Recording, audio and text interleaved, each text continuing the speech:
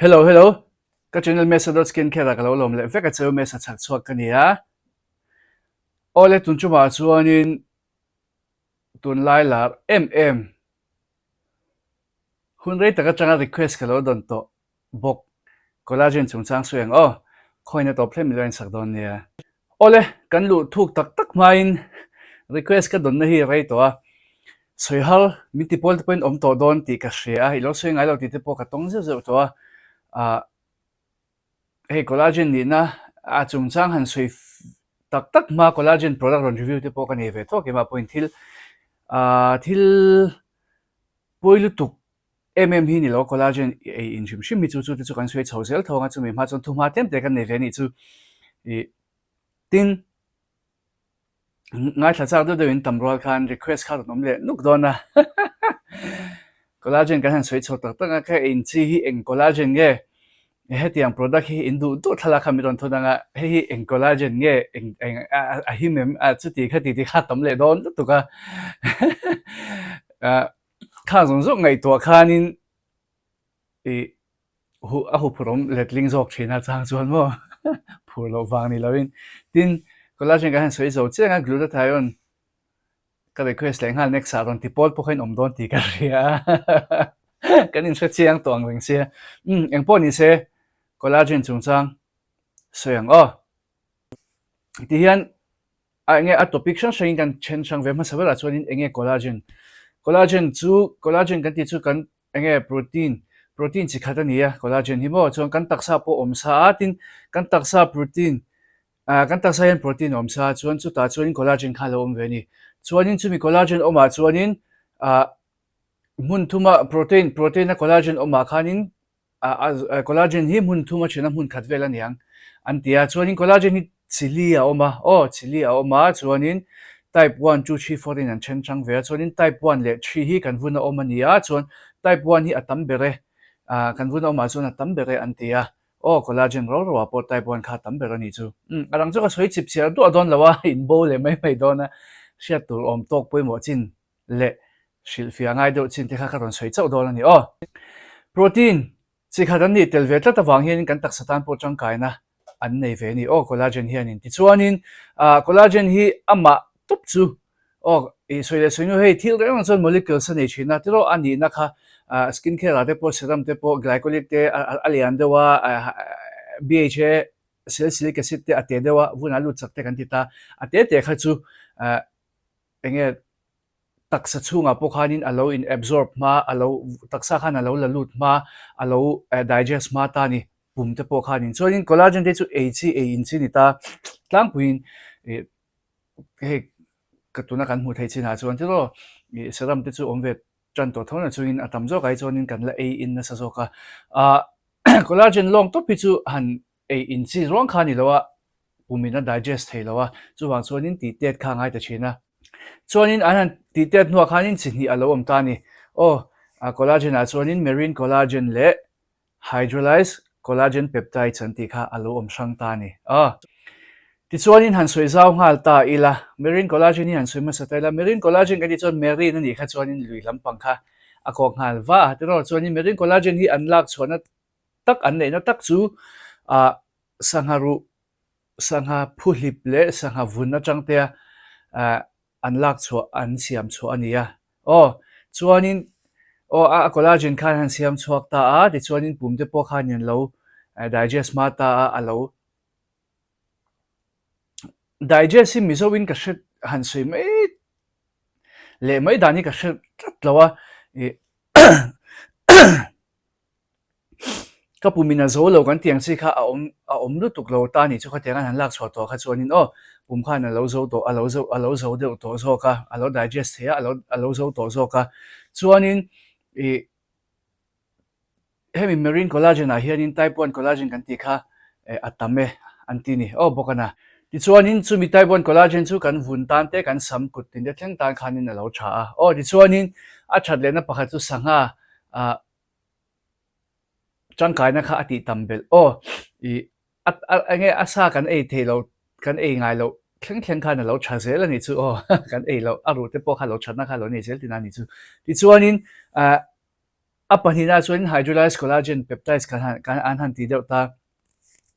khelana hydrolyzed collagen pon ti thawa hei chu collagen enga tang pon lo ni ro se I an lak chhuana kha chu eng pawh lo ni ta se hydrolyze ani to chuan ti tet I collagen pumina a zo thei tura an lak chhuak kha ni ta hemi ve thungi chu collagen akha heti an hydrolyze ani chu collagen akha enge a chain reaction te tila she thiam vek thon chol ma sen sebe shim shim tela khami kha alian lu tuka collagen kha chu anti teta chu anti tet nu kha ni peptide cha lo chhuak ta chu hydrolyzed collagen peptide chan ti na chan poni ta chu pumina lo zo to ta pumin khanin alo pumina lo zo to ka ti hianin enge phim khur ngai na lai lom thon ki na ka ran soizel thawanga pumina lo zo to zo ka alo digest ma thei to zo ka chuanin hydrolyzed collagen peptides ani hianin enge ko chunga khanin ala in absorb ma ko chung a thona tura khan a thok chak big a thok ma big ti te pon omani chan chu peptide cha lo chan to chuanin taksa khanin alo absorb ma chu alo hip ma te han tila ko chunga ni to ko chunga ma chon taksa khanin alo a chhatna tur kha alo la lut ma titmayang alo hip lut ma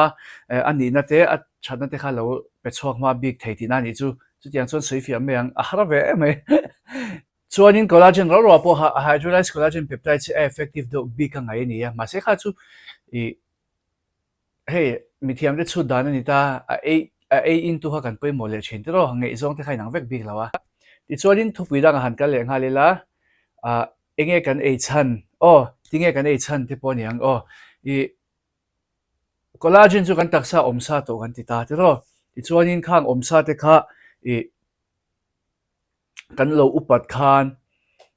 alo tlan hiam ve zela ma se upat tia khanin hei tunai chang ta ro chu kum som ni khaten kai chu upa khanin ti to em ta khatia kha chuanin ala tlan hiam lo ani atlang puin ala tlan hiam lo chuanin enge kan taksa changa lo tlang hiam bek na chan chu kum som ni panga kan pel nu kan tlina changin te pon yanga amo an lo pon chen chu kan pel nu chang de te pon ani theya atlang puin a chorwa chon kum som ni pa kan lo thlin hianin kan lo tlin chan hian atlan hiam bek chan ni voi le khata tlan hiam top le tlan hiam phut tlan hiam chak em khani lo chu kan chia tangai chalai ten ti chuanin kan chan po khatiang kan taksa lo tlem zel tur phushuk nan te supplements ani na khanin te ro kan taksa azu alo ral mai lawa alo omreng theya alo chak le zwa zok thainan te le taksa hrisel nan te le tin vun hrisel nan te anti-aging ani tel boka chan chu collagen chu vun titar har tu timal rei tu te elasticity ti thatu timal rei tu te khan ni wang khanin vun voi ma tu te tang khanin vun voi ma te kan hlaw kan china tin glow nan kan du china te ro vun ti hrisel tu ni na la ya khanin glow nan te pohan kan du kan china ni tin poido pakhat chu collagen hi ngona moti tlat kan oma ngona ni lawa kha lo hriat ve sham tumula tu chang chu hey ka chia nu chu collagen he a eng tol tu a glow tol tu kan ti te chu vun chaknan vun hriselan an shim shiwa vun kha ron ati nung te po kha ron chuak ve ni mai ta ngona hi chu ala ni lawa ni kan ti thlot ang collagen hi chu ngona ni lawa ngona khoya ma hen ngona ti hi an sui lawang ke ni ai mi thiam te pon mo chu tiang vel chu nia chuanin kan soi zelanga collagen chu tia kan taksa lo tlang niam zel chuan nge tu ro ni em nge nga em tu tan nge kan ti tiang nge tu ro ni em ti hi chu ke mani thu ania kum som ni chin vela chang hi chuanin ai thei to lu tuk thawa kum som ni panga chin na changa collagen tlan hiam kan ti rol khan mo kum som ni panga ka tlin huna atlan hiam don se ka lo lok ti kha angai chuang lo thung ani le thung sia chu wang chuanin clay roll no pang le lu tu ka te kha si vak lo theya a chan chu a result kha mu tu ra tam lo ve the ngona ni chuang box si lo a result kha mu tu ra tam vak lo the side effect kha ve the chu kha ron sei chho zelanga a side effect the dan ti chuanin collagen kan chan ber chu vun tar har tur te vun chuar tur veng tur tan te khanin le tilai wrinkles marks devel khát tiếng veng tu tur en kol nana man khanin chuwang chuan kum upat lama khanin tu ta nge kan ti chuan kum upalam deuh hlek ta na e kha afu bel zo kani abikin kum upalam han ti khan somthum 32 achanga 35 in car vela chang hi chuan in chan ula apui to lo chuan thum nga chin lampang thum nga above ho thum nga chin chung lampang pe ka chuan in the chuan in nge ula a tha chu ka ti ve thoni ma se rai porta na hi mem ti kha om vele china collagen chen ka dai chuan in pregnancy safe te pon ron ti ve tho china tin azonga azai chuan in ron ziak bik lawa ma se a chabera chuan in protein an ni boka hei taksa hrisela nan thatna lai kha om ve a I collagen chu wang chuan in a collagen ngor hei chu ke mai chuan in a safe lo na ka hrelo ma se kha collagen a khan thil dang thil dang tel ti kha kan hria chian lo chuan kan doctor te kha ron mai tur ani doctor kan a bikin nau pai te chu doctor ron bik te kan nei china tro kha zo mai tur ron mai tur ani a himber no te ina alo tor pal te kha om ve theya nau pai lo tor pal te kha om ve the chu wang chuan phim khur kha ngai maya rai por lai chuan tro nau pai lai chuan rai por kha chu lo phim khur ula in ei doin ei ve cha kan ni chuan doctor te ron ru kan ti ange chu advice free advice kum som thum pahnia changa thum ngai ka chang e chana cha te kan han tia ma se acting nge ei hun kha kan hria tang chumi khel ni lawa khanin acting ei hun kha lo lan ve thei ti kha te po acting nge ei hun kha kan ke mani changa lo lan chho ve thei dan signal aron pek ve thei dan kan lo hriat ve thei dan tur te po han ti la kan taksa alo vuai dewa alo chuai dewa emo kan vun ti meng kan taksa han ti han kan vun alo chuai dewa alo vuai chan dewa wrinkles emo mai chuar turang deuh te lo om chana khatianga khan lo in khatiang tan kha chuan in chan ve kha pui mi alowa kum no pangte a bikin kum no pangte han tia khanin kum som thu min tlin ma chuan me che po a om vak kharing lawa khatiang kha chuin nei vak kharing bik lo kum som thum a po som thum a po alo om vak lawang thum ni thum chho ve la ron om ve chan mai the ama se me che chu a soi vek the chuang lo ta sa chu nau hei fa lo nei ma chi te po om ve the pasalo nei ma fa lo nei ma chi te po hormone steroid thang sa to me che hi atwa tu hin an ni china khatiang ani kha chuan in ma nia invuina signal ron pek hun invuina signal ron pek chu chuan ti mai ang signal pek hun po ni lo khatiang sign engemo nuna collagen kama mo ti collagen in ka ngai to ni hi ti signal aron pe khun kha om ve thei thawa chu kum no pangte po khanin kha khatiang ni kha chuan lo in po kha aswal lawang chuan in signal dang le vun mai ba ka signal dang le aron pek chu joints kan ti hei ru in zom na lai ru chu to ani mo joints hi adi kem ka hrechi alo ka mizo chonga ka le dang kha khatiang kha anna ve thina ni kumalo pathian ka kham ka taksa kham chem chum ana chem chum kan te po kha kumu padwa te kha lo ni ve the chan chu kan taksa protein alo tlak niam ve zela wang han protein hi kan vun mai ba kan joints kan ru in zom na lai ru chuk to te le taksa peng sha khan chang kai na poimo na le na thona khan nei ve wang khanin hetiang supplements in ve te po khanin khatiang na chem chum tukin chu ka thonom lo kan na chem chum tiang te po kha en kol dam ve the di chu abigin kum upat kumalo upat nu khanin khatiang na te kha om tam du china kan vuna kan lo vuna lo la voi khel lawa alo la choi khel lo ni pon protein supplement lampang collagen te pon yang chu mo khatiang ve po kha aswal chuang bik lo ni chu ve thei tho khatiang en kol nan po khan mà sẽ serious đâu đâm lâu serious case đâu nhỉ thì mấy anh tiếng khám sát liệu lo thế này khách số doctor pan thuộc com lâu protein là ngã lâu in ankle đầm ero khách số lâu in ankle đầm tụm ero khách số phụ don xuống lâu nhỉ thì số in collagen chặt nó lệ chặt lâu nó can suy mà in anh nghe can taksa collagen số lâu thì tlema lâu thì chia thế bỏ thì là chú anh nghe chăn can suy don nhỉ mà sabera ra chuanin ke mani kan poimo thin ka ti kha mezuk na sarwang te o kan taksa collagen om kha alo ti cheve mezuk khanin tin zu in na satlu tuk te hian o zu in tlu te kha chalo zu in na chalo ni top mai ni chu glow du chuan le tal har du chuan o chuan poimo pakhat le chu stress hianin collagen kha ati hniam ve zel thei chu chu tulai chang thar chalai stress kan tam thina stress na sa ka stress na sa te kan ti thina khang kha din collagen kha lo ti hniam ve zela o e kan lo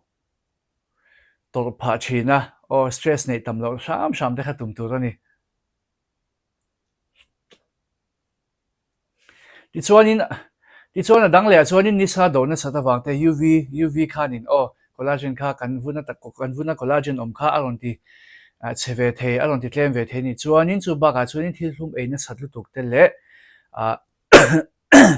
cho ele ina aniang chu carbohydrates tamna ang chi kha carbs tamna kan tiang chi kha mo hei thau siam thei tu ang chi kha tiang eina satlu tuk te kha e collagen ati cheve ati tlem ve the ya tin vun ati voi ma the ni chu o ti chuanin collagen chu a thatna kan soima satwang o collagen thatna chu ma sabera chuanin vuna tinunga ati hrisel kan tia tro chuanin anti-aging an ni kan tia chuwang chuanin vun chuar hma tur te venga tin hydration o vun hydration vun ati hydration a petela kha thatna nia chuanin o vun chuar vun voi hma lu tuk tur kha veng o chuan kan tak satan po tha o kha kan chin ka sei tong khanin joints tan te ru inzom na lai ru chuk to khatiang te tan khana tha a ti chuanin soita kan khanin protein an ni tel ve wang khanin taksa hriselna pon o taksa hriselna tan po khanin an thave hrim o kha hriat tel ve tur nia ti chuan a to bera chuanin e ka ti khal ve a hei chu a side effect lampang po ni thor rolin i e khal lo ti mai ang e ani za thaw ve thil ni za thaw chu thil ni za to chu ni chwa lo i ek tui ril na sa o ko chalo po ni cholo he ka tui ril chin ka khal theilo ka tui reng mai ti chi tan ko chalo wang po ni lo khatianga i ek khal chalo tan khanin ek kha ti khal ve theya chu i khang ho tan khana thatna ni vele thunga he chu side effect a po kan se tel ron tho pakhat le che a thatna pakhat le che a top na tak collagen chu kan tak sa chunga protein lo siam chuak tu pui tu le a supplement tu lo o protein lo ti chak tu lo ti tam tu ni wang khanin kan ti sol te poka in siam ange i a in siam chakna ko nga khanin alo pui ve hi chu protein supplement in apo in shiat karenga gym kal chin chuanin collagen a cholo collagen a phei chuanin a tam tu lo zonga protein supplement in na sat phei chuanin protein kha asang to zo ka tro chu wang chuanin i o collagen a protein a om thawa protein ni thokan ti a chu wang chuanin hei chu thatna in trom thawa ka soi don thawa i pem hliam te kha tidam chak tu ni ve the ni o a chung lama tang khanin aron enkol dam aron tidam o kha a thatna dang ve le ani ole a side effect a that lo na ti mayang e side effect ani the na kan soi tak tawang a pakhat na chuan ni china a ti lama ka ron soi thalai te a khanin in malu tu khera ngai lo we alang lo ka ti kha o kha a chan chu ril ru lama har satna a thlen chin ril ru lama har satna thlen the ni o a thlen the han ti mai la a chan chu kan result duang te kan lo mulo chen kha tin lo gro pui su chu ta begin kum u palam pang to te tlema nu a glow vak lo chang se per chin glow vak lo collagen ron go te ron nung ta vun ron nal ta ten lo om ta kha ho ta khan effective big chin ani a chan chu an ma mo ton taksa khanin a thatna po kha ron lang chuak to na sata ma se chalai tle rol a lano pa kha chuanin taksa o ala om tam thatlai te nia he supplement e po kha om je om vak lo ve theya chu wang chuanin result kha mu to kha tam lo ve the ni o basic kha phalo ve the chu chuanin ril rula mana sa takin ril runa na te thlena har sana danga thlena a mania indu khoplo na te collagen e ve reng si tia lung nur na te depression te thleng khanin ne thlen ve the wang khanin i soi ta kangin i no pang le lu tu ka kha chuan in lo in su tleirol le lu tu ka kha chuan lo in su kan ti nge chen khata chuan in ka mai bolin a ngei ti te po kha an om thawa kha chu thu hran ania alo ngei pal kha chuan an van nei ni mai collagen hi mai bol en kol na em po kha ni chong lawa ma se ani na ta chuan taksa overall a ti hrisel tu nia vun thlenga han control awang khan kha chu enge kan mu thei phak ba ka na tho thei ni mai in ka hria ke ma chuan in kan hria thei phak ba ka na tho thei nin ka hria chu wang chuan in mai bol en kol na ani ka chu ka ti bur ngam lawa ma se lo ngei te om thei wang khan le lo ngei ten om thina wang khan mai bol in lo in mai te lo bol na sa kha chuan lo drive po kha chu sual chuang lawa ma se a tlang puin tleirol mamo la mamo lo kan soi chin kumanga kha chuan in lo in du su a side effect hi ana sa thei jok side effect rilunat na te kha ana sa thei jok ani chu lo ka soi zo a pani na chu ka ti khal collagen hian in kan ti khal ve thei tlat maya hei hi a thatna khanin hei tui ril thin na sa thin tan te kha kan ti ta ma se kha tiang lo tang kha chuan kha ti khal ve thei tlat maya chu wang chuan in a side effect dang le chu ka ti khal ve thei tlat mai ni hei chu en kol na kina ka ran soi le chuan ka ti khal chan be chu soita khanin collagen to phei chu pumina a digest helo kan ti kha anti te ton hua po khanin ala chak ve viau me chu pumina alo digest theilu tu lo wangte pumpui ati chak lo the ve china wangte khanin pumina a digest theilawa azo lo de wangte khanin anti te ton hua po khan ala zo lo ve thei fo thawa te ro thil ele in lampang chu wang chuanin pumpui chak dan te poinang lawa chu wang chuanin kha ek khal thlen tu ani ber ani pumina zo lo wang en kol na kan soi ze long ka ti kha chuanin a dot le chuanin bloating kan ti he pumina zo lo wanga pumpuat kan ti kan elen pumina zo lo wang pumpuat pup chena chuan voi pup te po thlen thei china tu bloating kha chu pum dul kia tlat pumpuat ul te po kha a thlen ve thei tho ani ti chuanin hei chu chen kha chuanin in lo experience tuin ka renga pali nei chu collagen peptides b ki collagen poniang thisen sang tan a thalu tuklo thisen sang ati san bel ve thei tlat hei chu athum tuka ti te kha anom china chen kha da chuanin tun hnai collagen lar dewa athum wang hi mon le thisen sang te min pe tlat mai ka bp te ti sang ta an ti sugar enge hei no added sugar ten don ti chin ta chen kha chuanin a shan pa chini tel te kha ni lo ta an siam na thlum be shim a thil dang an tel awang thlum na dang tel te po ha om ve theya ani tel thowanga athum kha chuanin kha thi sen sang a siam ve thei thowa ma se chumi ni lawa chuanin a natural a thi sen sana thlen thei na chan chu a natural ama ni na zo kha collagen chu protein ani kan ti kha protein ani kan ti ha chu wang chuanin protein reng chu a chak to ni a chak ve to tin chen kha da chuanin collagen hi bur lo in zon pop te kanom ve china tlang pui kan workout ngai box si lo chen kha thi chu wang chuanin khatiang trans kha om lo thei lo protein ani a thi sen sang to tan chu ni lo in thi sen sang nei ngai lo ta na a thlen ve thei dan ni chu karan soi masak khatiang in pu pa kan tak salama kan in soi joi thatle si lo exercise se kan lak thatle si lo chuanin protein lak lu pop kha chu a hrisel bel chuang lo thathum dan na mo thani dana te tal la ula tinan he thani te inula cholula anua thathum dang in leula chol leula khatiang khan azon par lak ran kha chu side effect thlen lo thei lo khatiang kha chuan in mo vele tlat thungana hei a thalo ti tlat tumpo khanin kan le in danin a zelo kha chuan a tha thei don chong lawa chuanin enge thi sen sang nei sa tan chuanin film khura ngai na chan chu collagen chu protein ani to kan ti kha protein chu kan tak satan khanin alo chak to alo tha to hrisel na sang ata na tha chu ti ro chuanin kan thi sen pam te lo ti luma alo ti chaka chu thi sen sang nei tang kha chuanin ti san bel na chance kha sang ta ni chu chu wang chuanin khatiang nei chi kan ni chuan film khura ngai ti na ni chu ma se a begin protein supplement chu ka soi lawanga protein supplement a chuanin protein sang to collagen big a chuanin a protein kha chu a chak lu tu khel lawang hei protein supplement ang chuan ma se kan lo in reng chuanin thi sen sang nei sa tan po khanin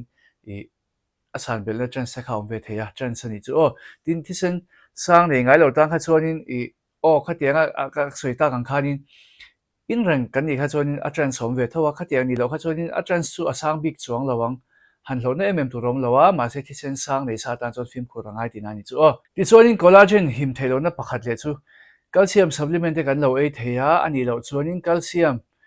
kan thisen calcium tamlu tuk hypercalcemia kan nei ni chuanin khatiang chi tang khanin collagen te protein omna chi kha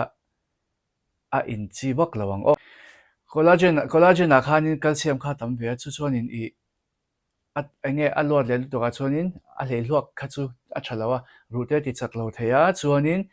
kala lungte omte po kha khang ho nei chi tang kha chuan le calcium supplement lo ei chi tang kha chuanin I kala lungte omna chance kha asang ve ni chu o chu kan film khur don nia chuanin china amma salama te po khanin pum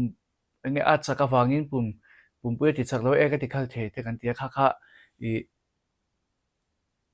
pumpui chakna e ya chani o khatiang chi kan ni kha chuan pumpui chak vak lo collagen kan ei ve du ni kha chuan pumpui chakna etel te po chani kha kan lo hre ve shim don nia tin pumpui chalo ne tan film khuranga tin ani chu o chuanin on china khan e ka ti khal the te kan ti ta khatiang kha pumpel the dang kha om ve dewa pumpui chaklo dan chu in chen lo nga a zong tan chon ni khel lo nga collagen kan in reng chuanin tui in tama tha tui in tamangai kha kan chiat ve tur o tui kan in tam lo chuan o pumpui na zo lo ba ka pumpui na zo lo ve thei ba ka e khal te kha a om ma thina ni o khatiang kan du lo chuanin tui lo in tam ro collagen kan in chuan tui lo in tam ve shim ula chuanin o pumpui chak lo ran kan ni chuanin pumpui chakna e tel shim chu a tha chuanin ai hun ka soile lo kang collagen hi korolain a chaka hei pumi ko chungin ala lut ma bika a thok chak bik te kan ti rolin kha chen kha chu thur deuh hlek te lo om ta tlema acidic lampang te o tlema thur deuh te chuan a thlum deuh te pawh lo om ta korola in chu ke chuan in ka thlop lo kan ti nge pumpui chak lo kha ti zual o tlat mai na tin ulcer nei na satan te phei chuan in a in chi lo korola in o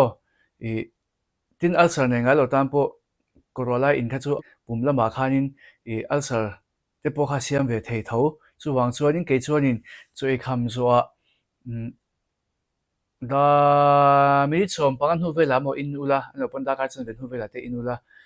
atok veo ka tia chuanin collagen le glutathione in lo nei company chuan collagen in zuwa da ka chen ve vel nga kula in nga thleng pe lo ni pon mi chom panga som ni vel tang nga kula chuan glutathione supplement kha in vele don ne o we khata rol nga in nga po chuan pupui na zo lo na sa palang ti kha kan sei lang zoi ni glutathione kan sei tel zo ni chu ti chuanin o ai dan tura chuanin ni khata voi khat in kha tok tin tu nang lai chuanin afian te suana tur kha ron choma khatiang fian te khat kha o tui thingpuin no khat vela hian a tok viawa he ate na thlap pai chuanin 500 ml and more 200 ml te ni tlang pui ta ma se khatiang te thlap kha ate na thlap kan lo nei lo ve thei tho chu wang chuanin thingpuin no khata hian ke chuanin ka chok rok ka in mai zela a tok vel viau in ka hria a in chi lo ai chi te pom thawa mum chi te po khang kha chu ni khata mum khat e kha tok mai ni o ti chuanin supplements lampang kan soi protein supplements tlem thu bela han kai zuila tin supplements a po kan e lai po lo ve theya o protein supplements chen khata hianin anabolic steroids kan ti he steroids man phal lo an tiang chi le side effect nei thalo mai he in chi abikin gym bodybuilder gym kan bodybuilder ho ina an man na sat te poni theya chan chu taksa ti lian thura ma se something kha ti te theng chi kha ni ta anabolic steroid chimo chu wang chuanin ram chen ka chuanin he an du lo lu thuka tin bente pon oma tin sports lama phei chuanin he hi an ben to pani chan chu taksa thisena tilum tha taksa ti chaka tha apena sa kha an phal lo bur mai ni chuanin tennis star Simona Halep po khanin a hriat me alawin a supplements ina khanin a supplements in kha New Zealand lampang chhuak ania a hmin ka soi be dona kan thenge chu skinoza ti supplements kha ina New Zealand lampang product kha nia a hriat me lo khan khatiang steroids man phal lo kha lo tela atam lo wang tam chu ma se ti khan anzuna khana anzuna han te sa alo positive ta sia kumli chung an thremani ti chuanin tennis sport so san pha nge a chan chu upalam ton nia ron comeback don khan e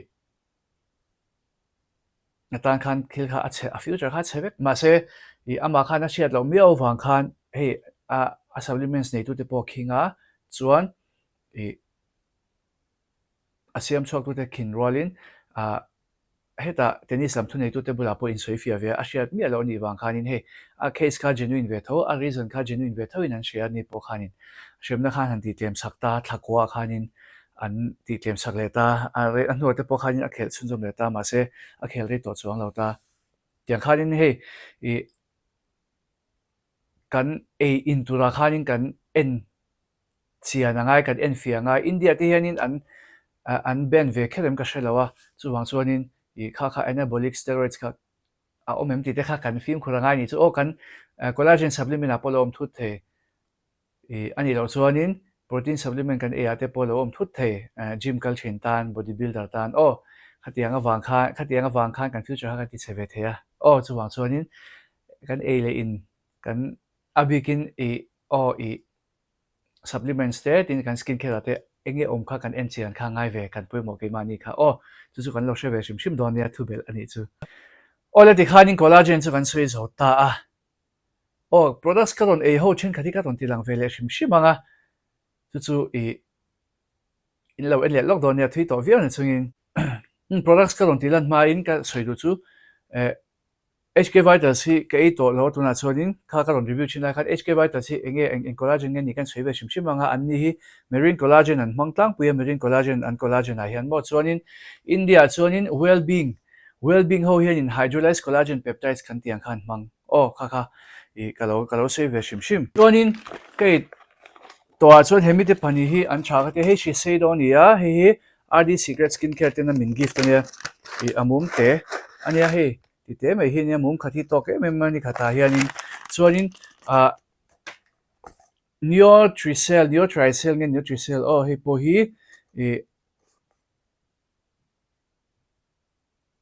collagen peptide so ma he glutan focus o arwag de o ti chuanin hei hi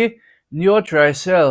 ti tu ni khare nge Nutricell o tan collagen peptide som thowa ma se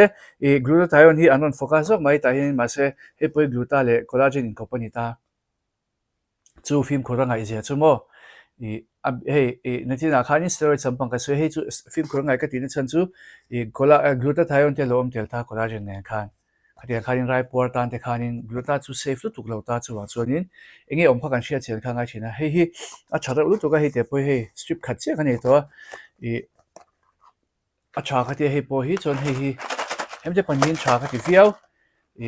ke to chuanin mo bokana chuanin tha khati le bok chu Korean product Skin BB Lab collagen kha a tha bok atui boka arim tui boka kha tha khati ke ma chuanin ti chuanin products po om nuala ke ma hi chuanin products a ai ma chuanin a ini kala fakzo ka chuanin a chan che collagen ti chu an molecule salian to sela manga po hianin an effective har ve doing ka share ma se collagen overnight ma sang chi kha bel thop atu ka phel lenga eng chi kha skincare chuanin a serum te cream te ti velai chuan an la effective zok mai ka sheboka in ti lawa chuan le in lampang hi an ke ma chuanin an effective kala ti ber tho collagen hi chu le ti khanin collagen chung chang chu kan soi kim viawin ka hria in lo tangkai pui lo hlok pui nge ka base ya lo share chu rula ti chuanin Thailand product po hi Thailand product po hi kan suinga chen ka chu hi kan lo hlau thina khochak lampang abigin Korea le Japan te ni lo hi chuan kan hlau du ta pui khochak lampang hi chu Thai cosmetic space chu chen ka chuan kan hlau du tu ta collagen B ka hi chuanin Thai ka mu da na hi chuanin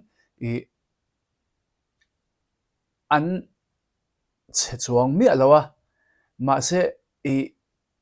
pum hian an so lo ma de ubi kem okati collagen ro wa hian mo chuwang chuanin pumpui ti that angai pumpui enkol that angai